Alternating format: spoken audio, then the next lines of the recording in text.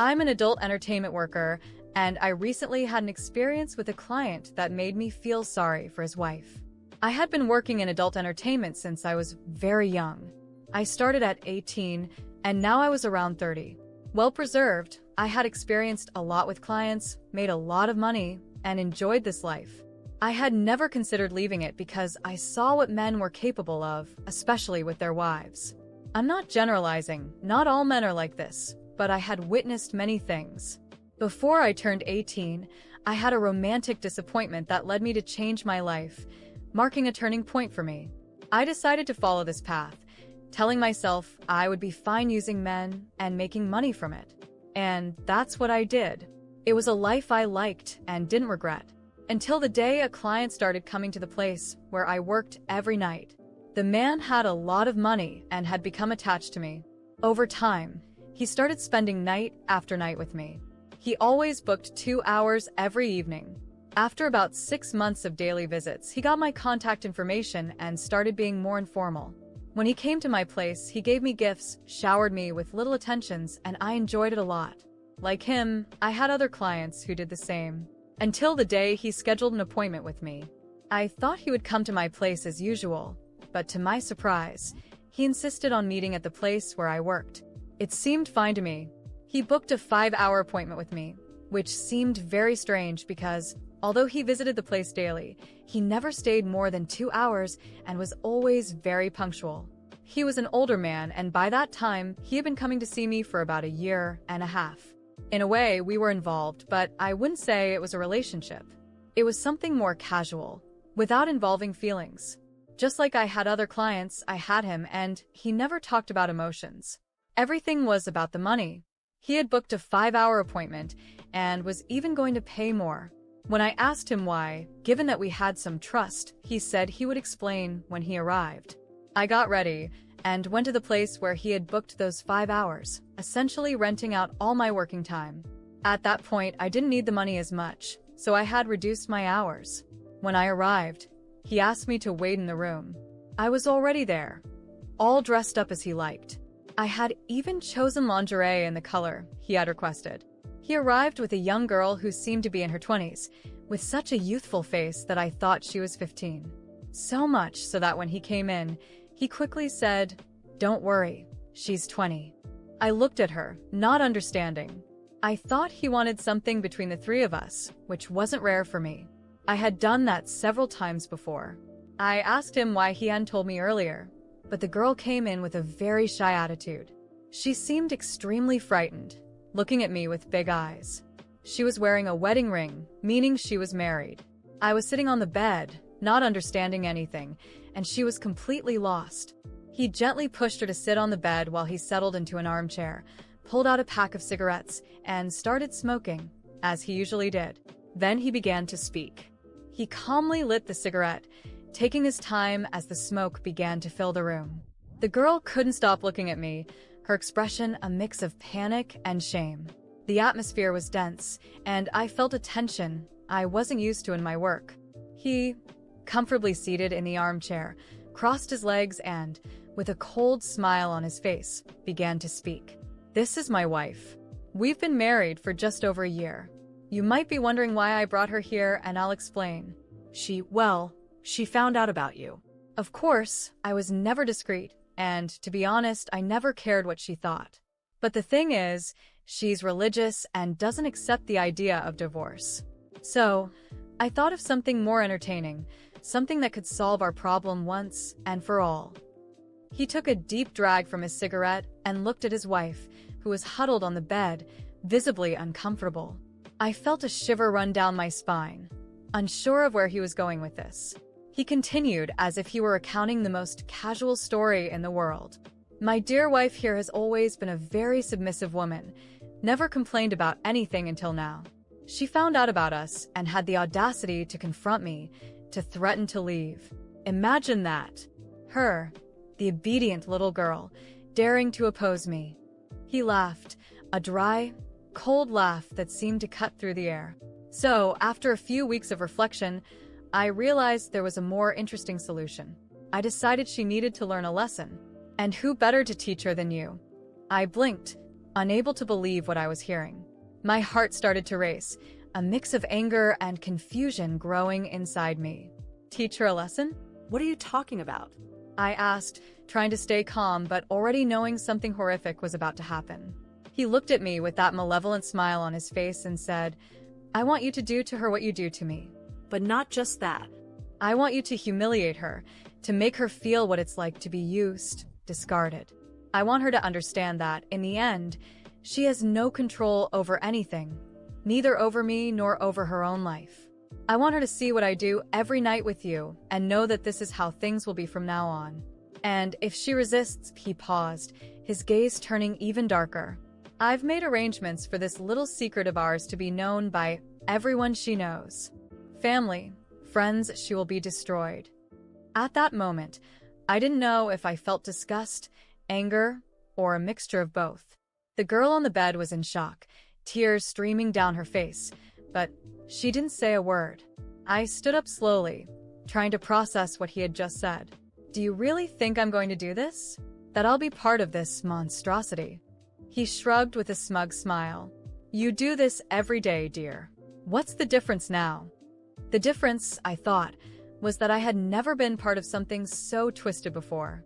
This man, whom I had seen as just another client, had revealed his true face, a cruel manipulator willing to destroy his own wife for sheer sadistic pleasure. I looked at the young woman sitting on the bed, trembling with fear, and something inside me snapped. Did I hate what I did? No. I had always known what I was involved in, had always been honest with myself about the men who came in and out of my life. But this was different. This man wanted me to become something I never wanted to be, an instrument of his cruelty. No, I said firmly. I'm not going to do this. He looked at me with an expression of disbelief, as if he had never imagined someone could challenge him. You're joking, right? I pay very well, actually. And now, when I finally ask for something that really matters, you refuse? I stepped forward, feeling the anger rise within me. I am not your tool. You want to destroy your wife? Do it yourself. But I will not participate. He stood up slowly, throwing the cigarette on the ground and crushing it with his foot. The look on his face changed from amused to something much more threatening. You're making a big mistake. A mistake that will cost you dearly. I knew he was serious. The kind of men I worked with didn't take challenges easily. But at that moment, something inside me broke. I could no longer ignore what he represented. Get out of here, I said, trying to keep my voice steady. And take your wife with you. He stood there for a few seconds, staring at me as if deciding what to do. Then, without a word, he turned to the young woman on the bed and pulled her by the arm, dragging her out of the room. She looked at me one last time, with a look I would never forget, a mix of gratitude and despair. As the door closed behind them, I felt a wave of relief mixed with deep anger. That was the day I realized that, no matter how much I thought I had control over my life, there were limits. There were things I would never be willing to do, even for money. And at that moment, I knew my life was about to change. I could no longer continue in that world, knowing what could happen. After that day, no matter how hard I tried to move on, I couldn't get that scene out of my head. The image of that young woman, so terrified and so lost, haunted me. I knew it wasn't my responsibility, knew that what she was going through with that man was beyond my control, but something within me wouldn't let me simply ignore it. Maybe it was the fact that I had also suffered a major heartbreak before entering this world, or perhaps it was the sheer and simple empathy I couldn't suppress. I knew, from the moment he left dragging that woman, that she wasn't just trapped in an unhappy marriage, she was under the control of a cruel man. And as a witness to that abuse, I couldn't simply pretend nothing had happened. I began to search for them discreetly. I knew where he lived and worked, and through some contacts, I learned that she hardly ever left the house. Every time I remembered the look of desperation in her eyes, something gnawed at me from within. I started looking for ways to help. First, I tried to approach her discreetly in public places. I saw her several times in a supermarket or a pharmacy, always with that empty look, always downcast. But when I tried to get closer, she would flee. It was as if she feared any contact. Deep down, I knew she was trapped in a cycle of abuse, a cycle that was hard to escape. And the more she ran, the more compelled I felt to do something. The situation reached a point where I couldn't focus on my work anymore. I stopped accepting clients for weeks, and my mind was fixed on finding a way to help that woman, even if she didn't know, or worse, didn't want it. I decided I needed evidence of the abuse. I knew that her testimony alone wouldn't be enough, and she would never speak out on her own. The only way to take that man down was with solid evidence. That's when I started investigating more thoroughly.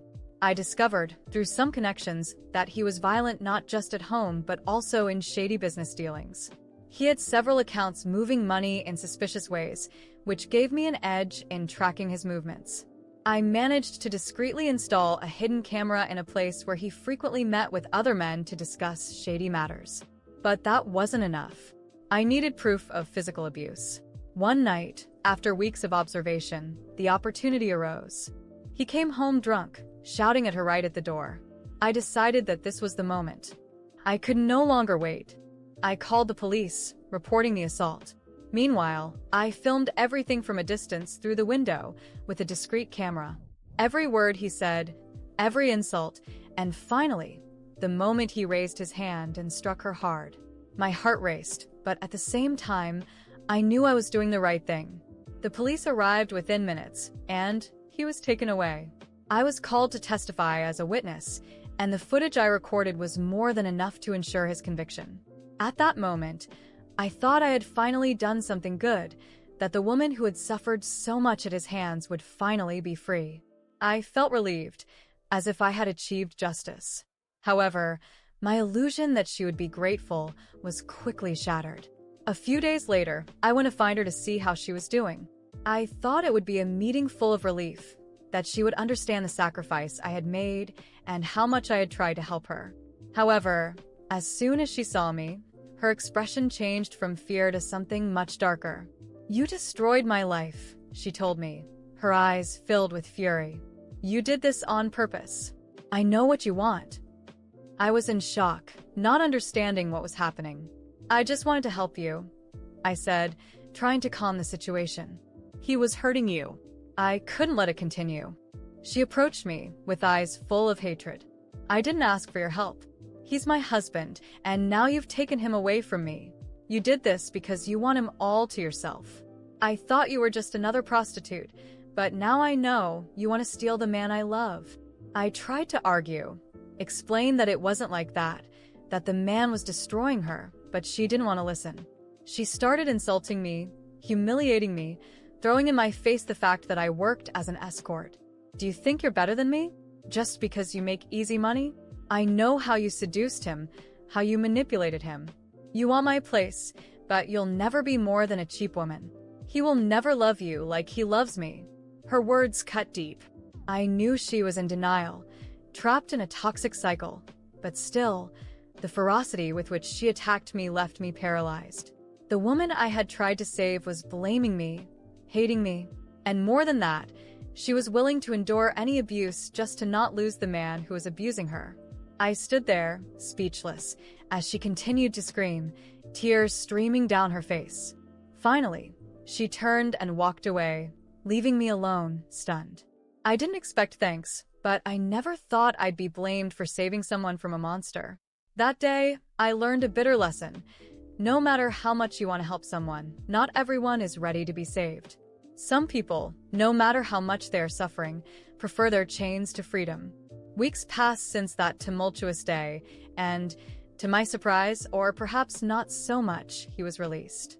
I learned through contacts that the wife hadn't filed a police report or followed up on the case, and without her testimony, the evidence I had gathered wasn't enough to keep him in jail for long. It was as if everything I went through, everything I risked to get her out of that situation, had been in vain. I found out he had returned to his usual haunts, the same adult entertainment venues, as if nothing had happened. At first, I thought he might have changed, that maybe his time in jail had taught him a lesson. But I quickly realized he was the same man, full of arrogance, with that same coldness in his eyes. He had learned nothing. On the contrary, he seemed even more brazen, as if he were above consequences. I heard from other girls that he was becoming increasingly violent and impatient. The same stories of control and abuse. But this time, I knew it wasn't just with his wife. It was a cycle he repeated with any woman who entered his life. And even though I had escaped that specific moment, I knew it wouldn't end well for anyone involved. What surprised me was my own reaction to all of this. Before, as difficult as it was, I handled that kind of situation, thinking it was just part of my job. I had always been aware of the choices I made and the environment I was in. But after everything I experienced with him, something inside me changed. I could no longer continue with that job in the same way. The image of him, his cruel gaze, the way he manipulated the lives of the women around him, made me realize I no longer wanted to be part of such a world. I had always believed I had control over my life, that I knew exactly where I was stepping, but now everything seemed different. It was no longer just about money or survival. It was about dignity, about knowing the limits of what I was willing to endure. Every time I remembered how I was involved in that monstrosity, I felt further from the person I used to be. So, after much reflection, I decided it was time to leave that world behind. It was no longer just a matter of work. It was a matter of inner peace. I couldn't continue watching men like him, or women trapped like his wife, destroy lives, including mine. I quit the job. It wasn't an easy decision, but it was the only one that felt right at that moment. I didn't know exactly where I would go next or what I would do with my life, but at that moment, one thing was clear. I would never again let someone like him have power over me or my choices. Perhaps, for many, my departure won't make a difference. Perhaps he'll continue the cycle, returning to the same places, finding other victims to fuel his cruelty. But for me, it was over. And, in a way, feeling that I was leaving it behind was the only victory I could take from this whole story. And so, once again, life moved on. But this time, it moved on without the shadows of that man, and with the hope of a new beginning. What did you think of this journey? If you liked it, subscribe to the channel and don't forget to share this story with those who need to hear it.